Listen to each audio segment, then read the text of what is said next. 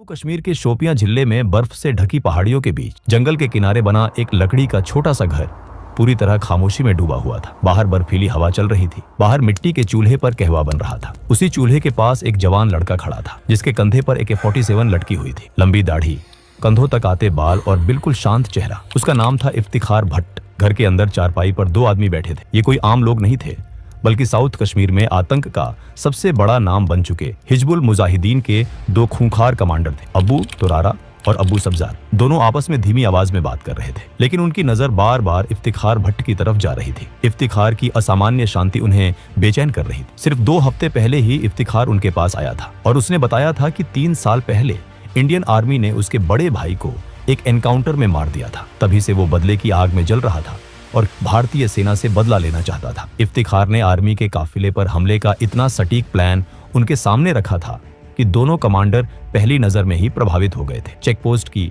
Location, guards की संख्या, entry और एग्जिट रूट, सब कुछ इतना बारीकी से तैयार था कि किसी को शक करने का मौका नहीं मिला। लेकिन आज मिशन से ठीक पहले अबू तुरारा के मन में अजीब सा संदेह उठ रहा था। उसे इफ्तिखार पर शक हो रहा था। कहवा तैयार हो चुका था। इफ्तिखार ने 3 कप ट्रे में रखे और कमरे में आकर चारपाई के पास ट्रे रख दी। अबू तुरारा और अबू सब्जार ने अपने अपने कप उठा लिए और तीनों चुपचाप कहवा पीने लगे। कुछ मिनट तक कमरे में पूरी खामोशी छाई रही। फिर अचानक अबू तुरारा इफ्तिखार को नाम लेकर बुलाता है और कहता है कि वो आखिरी बार पूछ रहा है। इसके बाद वो सीधे उसकी आंखों में देखकर सवाल करता है, तुम आखिर हो कौन? इफ्तिखार कुछ नहीं बोलता। उसकी चुप्पी अब कमरे को और भारी बना देती है। अबू तुरारा की आवाज और तेज हो जाती है और वो फिर से वही सवाल दोहराता है। इस बार इफ्तिखार धीरे से अपना कप जमीन पर रखता है, खड़ा होता है और कंधे से अपनी राइफल उतार देता है। उसकी आवाज शांत होती है, लेकिन उसमें जरा भी डर नहीं होता। वो कहता है कि अगर उन्हें उस पर जरा सा भी शक है तो वो अभी उसी बंदूक से उसे गोली मार दे। अगर भरोसा नहीं है तो ये ऑपरेशन नहीं हो सकता और उससे बेहतर है कि वो उसे यही मार डाले। अबू तुरारा AK-47 इफ्तिखार पर तान देता है। कुछ सेकंड तक कमरे में कोई कुछ नहीं बोलता। अबू सब्जार अबू तुरारा की तरफ देखता है और दोनों की आंखें मिलती हैं। तुरारा हल्के से सिर हिला देता है। इसके बाद अबू सब्जार अपनी AK-47 नीचे कर लेता है। दोनों फिर से अपने अपने कप उठाते हैं। उसी पल पिस्तौल लोड होने की आवाज गूंजती है। अगले ही पल 2 गोलियों की आवाज उस छोटे से कमरे को हिला देती। इफ्तिखार अपने कपड़ों के अंदर छुपी 9 mm पिस्टल निकाल चुका था। पहली गोली अबू तुरारा के सिर में जाती है और दूसरी गोली अबू सब्जार के सिर में। दोनों खूंखार जमीन पर गिर पड़ते हैं। कुछ ही सेकंड में साउथ कश्मीर के 2 सबसे बड़े आतंकियों की कहानी हमेशा के लिए खत्म हो जाती है। इसके बाद इफ्तिखार पिस्टल नीचे रखता है और अपना अधूरा कहवा पीने लगता है, जैसे वहां कुछ हुआ ही ना हो। लेकिन दोस्तों, ये कोई आपसी झगड़ा नहीं था और ना ही किसी आतंकवादी संगठन के भीतर की गद्दारी। ये था इंडियन आर्मी का एक बेहद साहसी अंडरकवर ऑपरेशन। इफ्तिखार भट्ट असल में कोई आतंकी नहीं था, बल्कि 1 पैरा स्पेशल फोर्स का जाबाज कमांडो मेजर मोहित शर्मा था। यहीं से शुरू होती है एक ऐसी कहानी जो एक मिडिल क्लास परिवार से निकलकर देश के सबसे बड़े वीरों में शामिल होने तक जाती है। और आगे हम जानेंगे कि आखिर कौन थे मेजर मोहित शर्मा और कैसे उन्होंने अपने जुनून और हौसले से इतिहास रच दिया। 13 जनवरी 1978 को हरियाणा में जन्मे मोहित शर्मा के पिता राजेंद्र शर्मा पंजाब नेशनल बैंक में अधिकारी थे और मां सुशीला शर्मा दिल्ली जल बोर्ड में काम करती थी। घर का माहौल अनुशासन और पढ़ाई से भरा हुआ था। मोहित अपने बड़े भाई मधुर शर्मा के बेहद करीब थे। उम्र में सिर्फ 13 महीने का फर्क था, लेकिन सोच में दोनों बिल्कुल अलग थे। माता पिता चाहते थे कि दोनों बेटे इंजीनियर बने और एक सुरक्षित जिंदगी जिए, लेकिन मधुर शर्मा का सपना था एयर फोर्स में जाना। वो NDA की तैयारी करते हैं, लेकिन सिलेक्ट नहीं हो पाता। माता पिता की इच्छा के अनुसार मधुर इंजीनियरिंग में चले जाते हैं, लेकिन सेना का सपना घर के छोटे बेटे मोहित शर्मा के मन में बैठ जाता है। स्कूल के दिनों से ही मोहित शर्मा पढ़ाई में अच्छे थे, लेकिन उनके भीतर कुछ अलग था। 1995 में दिल्ली पब्लिक स्कूल गाजियाबाद से 12वीं पास करने के बाद परिवार के दबाव में उन्होंने महाराष्ट्र के श्री संत Gajanan Maharaj college of engineering में एडमिशन ले ली। बाहर से सब कुछ नॉर्मल लग रहा था, लेकिन हॉस्टल के उस कमरे में बैठा मोहित शर्मा हर दिन एक अलग ही जंग लड़ रहा था। जब बाकी छात्र इंजीनियरिंग की असाइनमेंट्स में व्यस्त रहते, तब मोहित NDA के सवाल हल करते, करंट अफेयर्स पढ़ते और खुद को शारीरिक और मानसिक रूप से सेना के लिए तैयार करते। मोहित ने NDA का एग्जाम दिया, लेकिन कई हफ्तों तक कोई रिजल्ट नहीं आया। उन्हें बेचैनी होने लगी। दरअसल रिजल्ट उनके घर पहुंच चुका था, लेकिन माता पिता ने जानबूझकर छुपा लिया था। उन्हें डर था कि अगर मोहित को पता चल गया तो वो इंजीनियरिंग छोड़कर फौज में चला जाएगा। लेकिन फिर मोहित शर्मा ने खुद UPSC के ऑफिस में फोन किया और अपना रोल नंबर बताया। जवाब सुनते ही उनके रोंगटे खड़े हो गए। उनका नाम मेरिट लिस्ट में था और SSB इंटरव्यू का कॉल लेटर घर भेजा जा चुका था। मोहित ने एक पल भी नहीं सोचा। वो सीधे भोपाल SSB इंटरव्यू के लिए निकल पड़े। जब माता पिता को पता चला तो उन्होंने बहुत समझाने की कोशिश की, लेकिन मोहित साफ कह चुके थे, या तो इंडियन आर्मी या फिर कुछ नहीं। बेटे के जुनून के आगे माता पिता को झुकना पड़ा। इंटरव्यू क्लियर हो गया लेकिन असली मुश्किल अभी बाकी थी। मेडिकल में मोहित का वजन कट ऑफ से 6 किलो कम था और उसे बढ़ाने के लिए सिर्फ 4 हफ्ते का समय था। यहीं से मोहित की जिंदगी में उनकी माँ का सबसे बड़ा योगदान शुरू होता है। जो माँ पहले उनके फैसले के खिलाफ थी, वही माँ अब उनके सपने को अपना सपना बना लेती है। दूध, केला, घी, हाई प्रोटीन डाइट, हर चीज पूरी योजना के साथ दी जाती है। 4 हफ्तों में मोहित का वजन 8 किलो बढ़ जाता है। मेडिकल क्लियर होता है और भारत को वो ऑफिसर मिलने वाला होता है जो आगे चलकर इतिहास रचने वाला था। पुणे के खड़कवासला में एनडीए ट्रेनिंग के 3 साल मोहित शर्मा को फौलाद बना देते हैं। बॉक्सिंग, स्विमिंग, घुड़सवारी, हर चीज में वो आगे रहते हैं। वो बॉक्सिंग में चैंपियन बनते हैं, घुड़सवारी में ट्रॉफी जीतते हैं। लेकिन मोहित सिर्फ एक फाइटर नहीं थे, उन्हें गिटार, माउथ ऑर्गन और सिंथेसाइजर बजाना भी आता था। 1999 में आईएमए देहरादून की ट्रेनिंग के दौरान कारगिल युद्ध शुरू हो जाता है। टीवी पर हर दिन देशभक्ति की खबरें, शहीदों की कहानियां और सैनिकों की बहादुरी मोहित शर्मा के भीतर आग भर देती है। 11 दिसंबर 1999 को उन्हें मद्रास रेजिमेंट की 5वीं बटालियन में सेकंड लेफ्टिनेंट के रूप में पोस्ट मिल जाता है। उसी रात जब दोस्त जश्न मना रहे होते हैं, कोई उनसे पूछता है कि वो कहाँ पोस्टिंग चाहते हैं।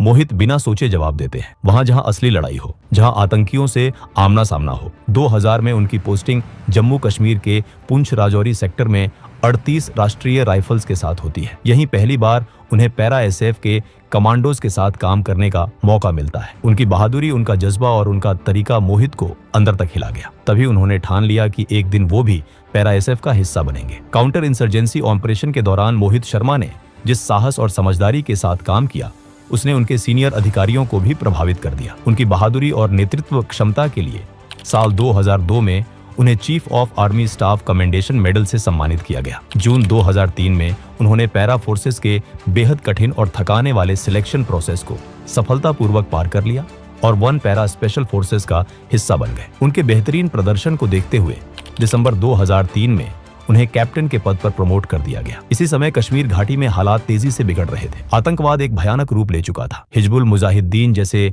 आतंकी संगठन स्थानीय युवाओं को बहला फुसलाकर और धार्मिक कट्टरता का सहारा लेकर अपनी ओर खींच रहे थे। इस पूरे नेटवर्क के पीछे अब्बू सब्जार और अब्बू तोरारा जैसे खूंखार कमांडर थे। ये आतंकी आम नागरिकों के बीच अपनी पहचान छुपाए रखते थे, जिससे भारतीय सेना के लिए सटीक इंटेलिजेंस जुटाना बेहद मुश्किल हो गया था। इन्हीं हालात को देखते हुए सेना को एक ऐसे सैनिक की जरूरत थी जो आतंकियों के बीच घुल मिल सके, उनका भरोसा जीत सके और अंदर से पूरे नेटवर्क को तोड़ सके। इंटेलिजेंस यूनिट को इस खतरनाक भूमिका के लिए कैप्टन मोहित शर्मा से बेहतर कोई नहीं लगा। मोहित शर्मा ने बिना हिचकिचाए इस मिशन के लिए हामी भर दी। प्लान बनाई गई कि उन्हें एक नई पहचान दी जाएगी और उनका नाम इफ्तेखार भट्ट होगा। इस नई पहचान के साथ उन्हें हिजबुल मुजाहिदीन के कमांडरों अब्बू सब्जार और अब्बू तोरारा तक पहुंचना था। भरोसा जीतने के लिए उन्होंने एक दर्द भरी कहानी गढ़ी कि 3 साल पहले भारतीय सेना ने उनके भाई को एक एनकाउंटर में मार दिया था और अब वो बदला लेना चाहते हैं। मोहित शर्मा ने खुद को पूरी तरह एक कश्मीरी के रूप में ढाल लिया। उन्होंने दाढ़ी और बाल बढ़ाए, कश्मीरी पोशाक पहननी शुरू की,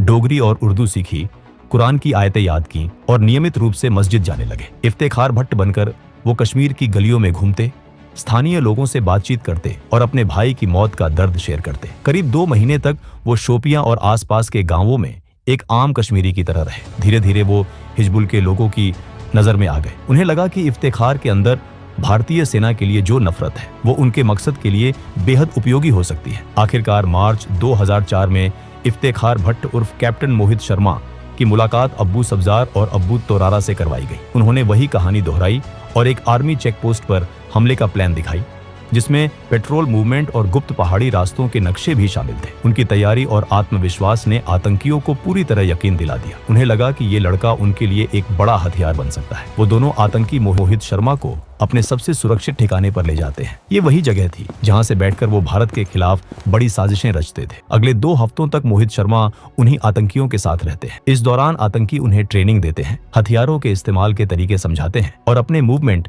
सप्लाई रूट्स और सुरक्षित ठिकानों की जानकारी भी शेयर करते हैं। आखिरकार वो दिन भी आ जाता है जब उसी हाइडआउट में भारतीय सेना पर हमले की पूरी प्लान तैयार हो जाती है। हैरानी की बात यह थी कि इस हमले का मास्टरमाइंड इफ्तेखार उर्फ मोहित शर्मा को ही बनाया गया। उसी रात ग्रेनेड की एक कंसाइनमेंट आने वाली थी। अगली सुबह 3 और आतंकी वहां पहुंचने वाले थे और फिर दोपहर तक सेना की टुकड़ी पर हमला होना था। लेकिन इसी बीच अब्बू तोरारा के मन में इफ्तेखार को लेकर हल्का सा शक पैदा होने लगता है। सब्जार से कहता है कि उसे कुछ गड़बड़ लग रही है, क्योंकि इफ्तेखार के बारे में उनके पास उसकी कहानी के अलावा कुछ और नहीं है। तभी इफ्तेखार भट्ट बने मोहित शर्मा 3 गिलास कहवा लेकर कमरे में आते हैं। वो दोनों को कहवा देते हैं और खुद घाट के किनारे बैठ जाते हैं। तीनों के पास AK-47 राइफलें थी। फिर अचानक तोरारा सख्त आवाज में पूछता है कि सच बताओ, तुम आखिर है कौन? ये सुनकर मोहित धीरे से अपना ग्लास नीचे रखते हैं। वो खड़े होते हैं, कंधे से अपनी राइफल उतार देते हैं और कहते हैं कि अगर भरोसा नहीं है तो अभी गोली मार दो। अबू तोरारा AK-47 इफ्तिखार पर तान देता है। अबू सब्जार अबू तोरारा की तरफ देखता है और दोनों की आंखें मिलती हैं। तोरारा हल्के से सिर हिला देता है। इसके बाद अबू सब्जार अपनी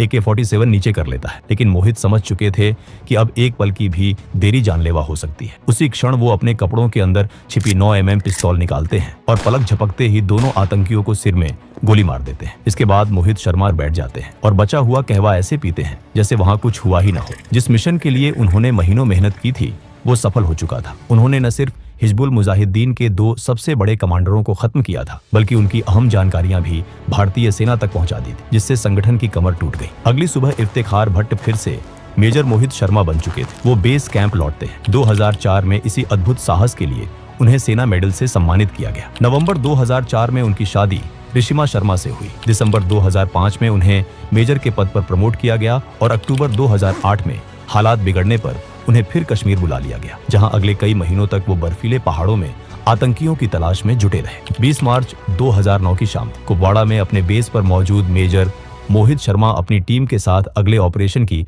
तैयारी कर रहे थे। तभी सेक्टर कमांडर का एक अर्जेंट कॉल आया। उन्होंने बताया कि LOC पार करके कुछ ट्रेन आतंकी हापुड़ा के घने जंगलों में घुस चुके हैं। ये खबर सुनते ही मेजर मोहित शर्मा ने बिना एक पल गवाए अपनी टीम को तैयार होने का ऑर्डर दिया।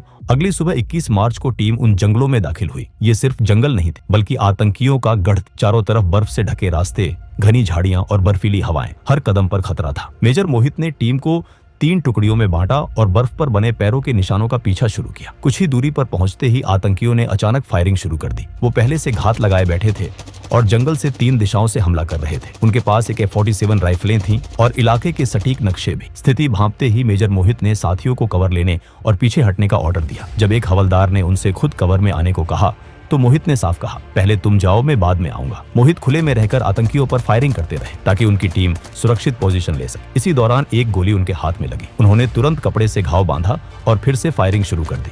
थोड़ी देर बाद लांस नायक सुभाष MGL से फायरिंग कर रहे थे, तभी वो भी घायल हो गए। हालात को देखते हुए मेजर मोहित खुद आगे आए और MGL संभालकर आतंकियों पर ताबड़तोड़ फायर किया। 4 आतंकी वहीं ढेर हो गए। जब मेजर मोहित अपनी टीम की ओर लौट रहे थे, तभी एक और गोली उनके सीने के बाएं हिस्से में लगी, जहां बुलेट प्रूफ जैकेट का कवर नहीं था। खून बहने लगा, लेकिन उन्होंने साथियों से कहा, कुछ नहीं हुआ है, फायरिंग जारी रखो, हम स्पेशल फोर्स में इसी काम के लिए हैं। गंभीर रूप से घायल होने के बावजूद वो पेड़ का सहारा लेकर लगातार फायर करते रहे और अपने साथियों को दुश्मन की सीधी मार से बचाते रहे। ऊंचाई पर मौजूद तीसरी टुकड़ी भी फायरिंग में शामिल हो चुकी थी। मेजर मोहित रेडियो पर बार बार कहते रहे, फायरिंग रुकनी नहीं चाहिए। धीरे धीरे उनकी आवाज कमजोर पड़ती गई। ज्यादा खून बहने से शरीर जवाब देने लगा, लेकिन आंखें आखिरी दम तक खुली रही। बेस कैंप को जब संदेश मिला कि मेजर मोहित घायल हैं और हिल नहीं पा रहे, तो किसी को यकीन नहीं हुआ। घने जंगलों में लड़ते हुए मेजर मोहित शर्मा मात्र 31 साल की उम्र में वीरगति को प्राप्त हो चुके थे। ये ऑपरेशन 5 दिन तक चला। इस दौरान 8 भारतीय जवान शहीद हुए, लेकिन उनसे पहले 17 आतंकियों को